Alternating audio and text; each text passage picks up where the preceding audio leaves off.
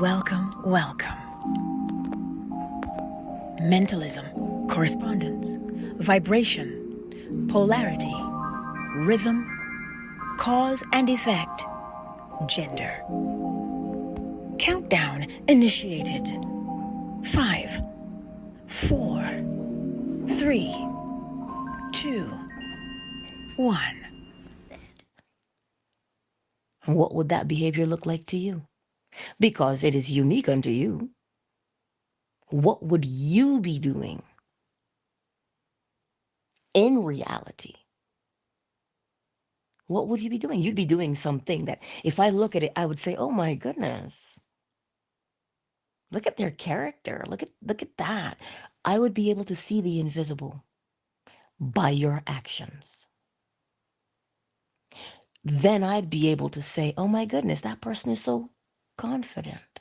That person is so bold. What would you be doing if you were no longer doing that thing in step one? Because in step one, you're doing something. So in step two, you have to do something as well. But what would that thing be? I would be, because the thing has to match the mood, right? That's how you'll know what your behavior would be. It's going to match that new mood that you want. Only you will know what that behavior is because it's based upon you. So once you see in your mind's eye what you would be doing in reality as this new version of yourself, when you see that, start to rehearse it mentally. Why? Because what you rehearse mentally, remember the first principle of mentalism, you know who you are. That's what that mood is. You know who you are. You are aware. And it is invisible. So now you've got to give it form. And you give it form by rehearsing it. Why is that? Because the thing that you rehearse is the thing that you will do. That's not magic. That's not anything crazy. Go to any acting class. Go to any cooking class. Go to any dance class. The thing rehearsed is the thing acted upon, acted out. So you get into your mind's eye and you rehearse it and you rehearse it and just that one thing you would be doing. Because the one thing that you would be doing is telling you that you have accomplished the whole. Hello?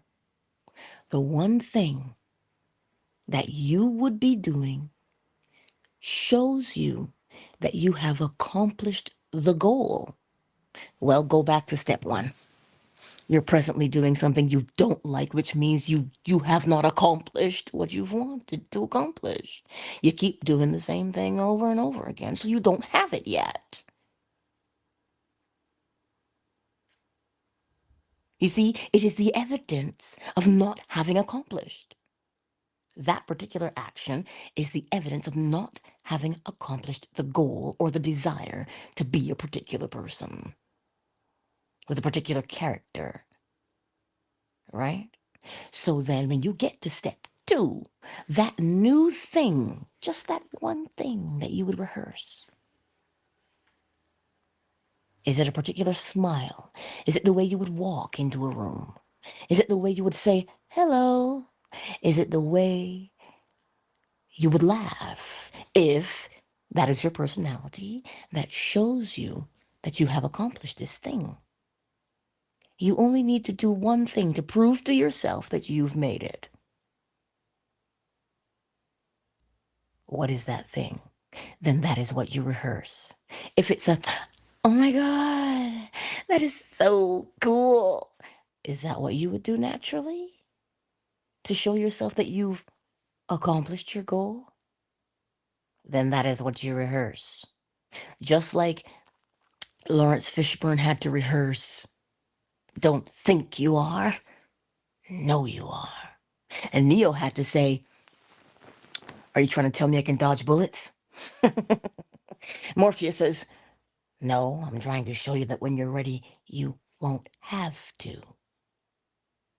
Why? Because when he stops dodging the bullets, that means he has accomplished what he set out to do.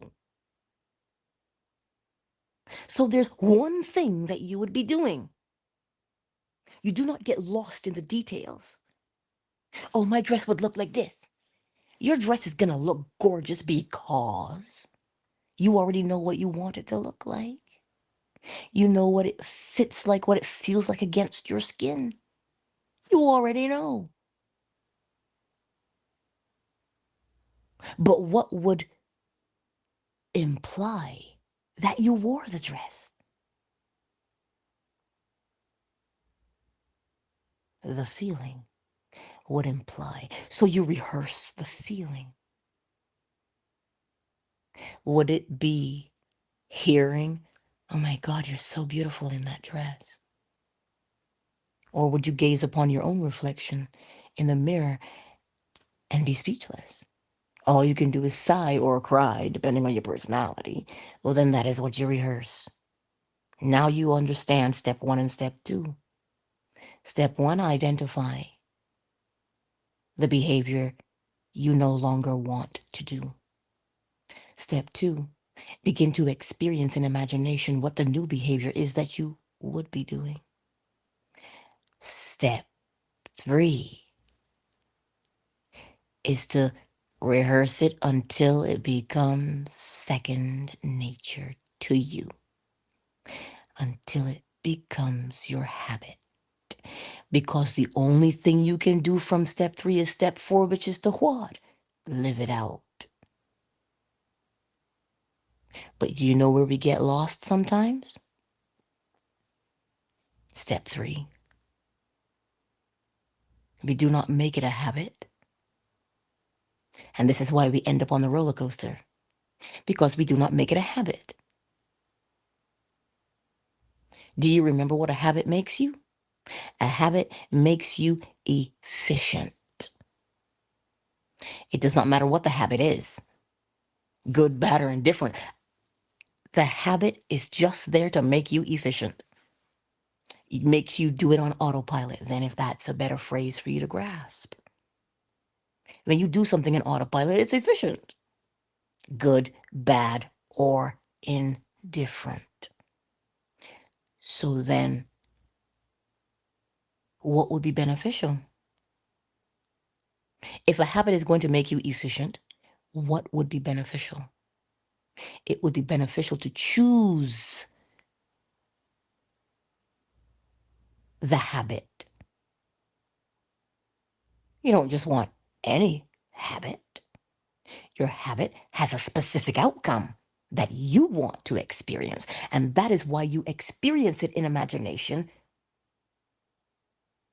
over and over again. Now, here's what is happening in the imagination, because we think imagination is child's play, but it is not. In imagination, in your mind's eye, the more you practice a particular thing, you begin to set down a neurological pathway for yourself to follow. Hello, that neurological pathway is called habit. Inside the physical brain, the way you tie your shoes, the way you write number 2, the way you do your cursive, all of that is a habit. What, do you have to get up and learn to do cursive every day, or are you efficient at it? Well, how did you get efficient at cursive? First, somebody wrote it for you and showed you how to do it. But you had to see yourself be able to do it so that you would practice what you saw. Where did you see it? In your mind's eye. You remembered what you were showed. You what? You remembered, you recalled. So it is in your mind's eye. And thus you keep practicing it. And as I said to you before, habits make us efficient. You and I have learned a series of habits from a very young age. And we're still doing them. We're still doing them. And because we are still doing those habits, we think that that is what we are. When in actuality, you are only doing a habit. So to get off the roller coaster, identify what the problem is. And you don't have to go looking under a bushel to find out what the problem is. It's in my face. That's exactly where it is. It's in your face. So much so you say, what? Oh my God. Why does this happen to me all the time? Why do I keep making the same mistake? Why do I feel like I'm stuck in a loop? All of those phrases that you say to yourself are the evidence of the habit that you keep doing. And now you know step 1, 2, and 3, and 4. Step 4 is inevitable. The moment, because why is it inevitable? Because every cause has its effect and every effect has its cause. You chose your new effect, your new behavior that you're going to rehearse in your mind's eye over and over and over again until it sets down a neurological pathway in your brain that you can shut your eyes and do it. And you've become that new thing because you've embodied it now, because it's feminine, right? You've embodied it. You took it from invisible, and it is visible, so you can do it. That's why it is inevitable. Because the effect has its cause. So choose the cause. And the effect will follow. You don't have to make the effect happen. The effect happens because it was chosen. Just like if you don't know the cause, but you know the effect, well, then you will bring about the cause that matches that effect. So you see, step 4, the action that you do is already, here's a word that's funny, predestined. Well, how is it predestined? Oh, it is predestined because every cause has its effect, and every effect has its cause. It is the only action you can do based upon the choice you made, which is the cause. But you see, we want predestined to mean something else. We want preordained to mean something else. But it simply means every cause has its effect, and every effect has its cause. You see, we want destiny to mean something else also. When in fact, your destiny, which is the inevitable outcome of your life, is based on what? Chance? No. It is based upon cause and effect. So the next time you gaze upon an experience in your life, do not complain about where you are. Why not? Because complaining is a cause, and every cause has its effect. You don't want the effect of complaining. You want the effect of change. So then you must identify what you want to become. And when you see who you want to become, then rehearse what you would be doing if you became it. Don't fret about the details. The details will come out because they have to emerge. They will emerge based upon what you say you've now become. And if I become this thing, I would do this. A singer's going to sing, a dancer's going to dance, wouldn't they?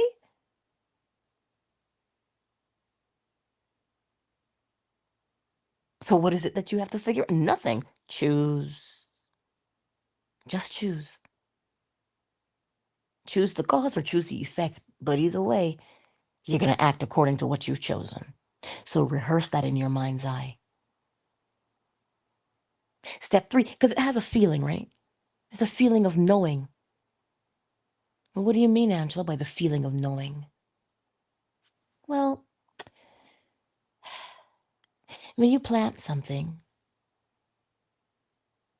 do you not know that it grows? Oh, don't come and tell me, Angela, but what if there's a drought? But then the drought would interrupt the growth. But the growth would be there anyway. It was just interrupted by the drought. So the outcome of planting is reaping. Period. The outcome of rehearsal is acting it out. One does not become a black belt by sitting on the couch and eating bonbons. No, one becomes a black belt. You see it in your mind's eye and you practice. You go to your lessons and you practice. Until what? You make the moves. So the knowing is understanding what the outcome is. So if you know the outcome of planting is reaping, then plant. Because you're going to reap. It's inevitable that you reap. So if you say, I'm going to practice this new lifestyle, because you see, you're not going to be on a roller coaster if you're practicing a lifestyle. A lifestyle is something that is consistent.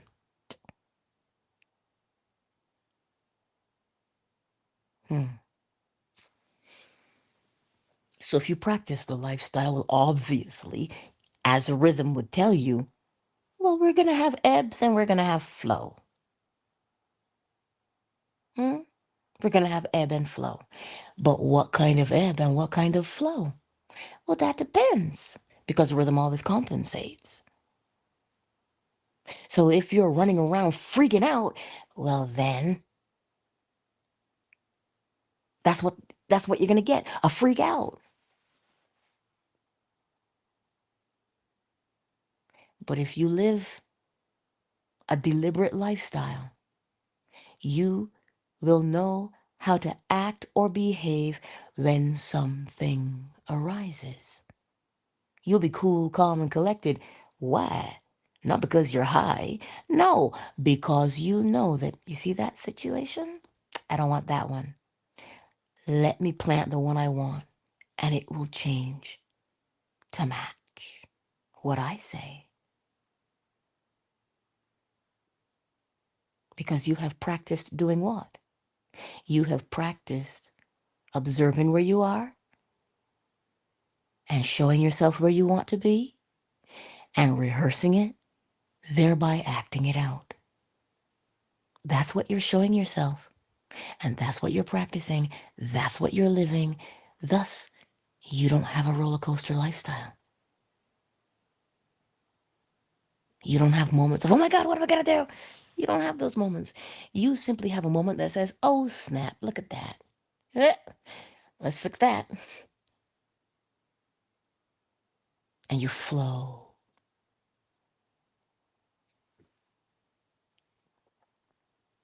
So, I trust it makes sense.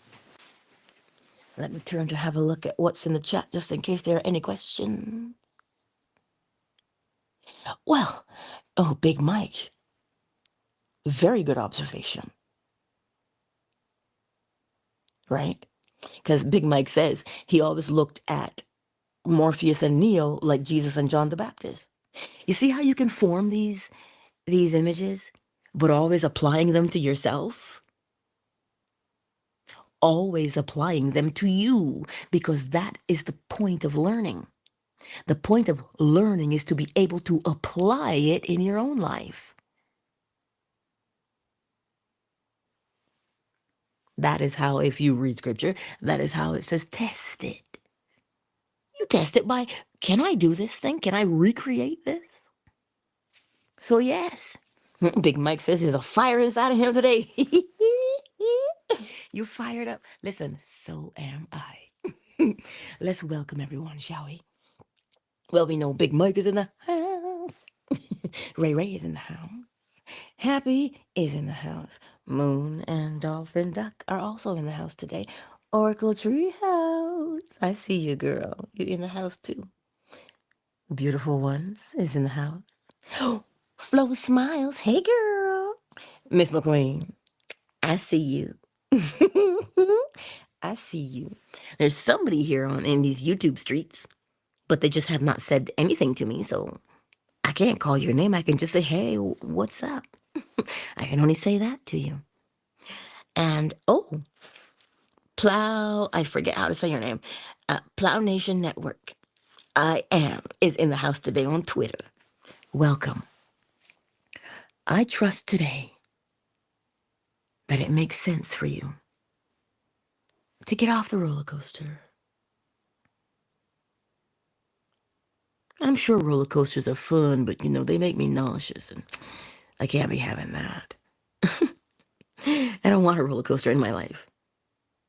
I just want a beautiful flow, a beautiful ebb and flow every time. But that ebb and flow depends upon me, just as it will depend upon you. So remember, before we go out into the world today, perhaps you're already in it. You can pivot.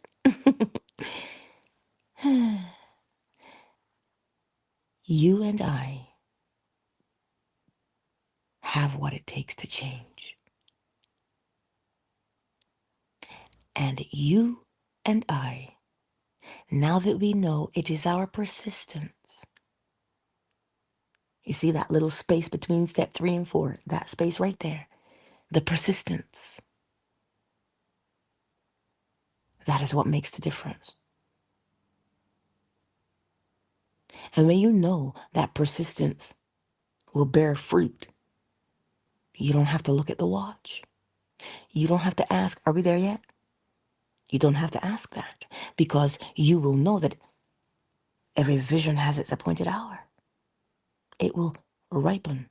It will flower. If it be long, wait, for it will not be late. Habakkuk 2, verse 3. Right? You will know. As long as I persist doing this thing, the outcome is inevitable. I will have to act it out. That is the knowing that you walk with in your bosom every day. And when you're so busy rehearsing, you notice how you don't have time to argue and be petty? Oh my goodness. Thereby reducing your blood pressure. Hello. Thereby easing your digestion. Oh, you doubt me, do you? You think that if you're tense in your brain, in your mood, that your body's relaxed? It can't be. As within, so without. So if you're walking around with pent-up tension mentally, then your body has tension in it too. Your shoulders, your butt is tense because you're clenching your cheeks, your fists are balled up, grinding your teeth, and so too are the bowels. They're stuck. Oh yeah, you didn't know? Well, if you don't know, now you know. Anywho, thank you all for being here and spending time with us this glorious morning. A little bit is still asleep. Oh yes, he is. He's still asleep. The world will wake when he does. So that's why you didn't hear him crow this morning, because he's still asleep. Anyhow, thank you all for being here. SK, thank you for being here.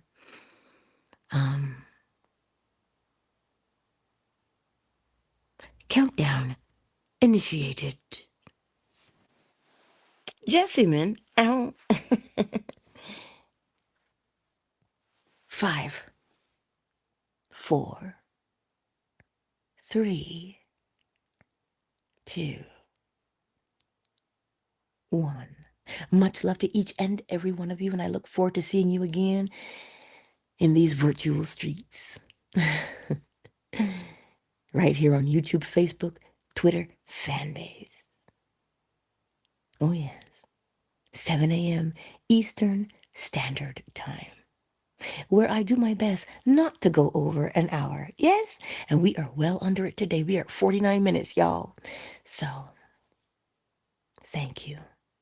And if you have questions, slide into my DMs. Not because I know everything, because I know what I know.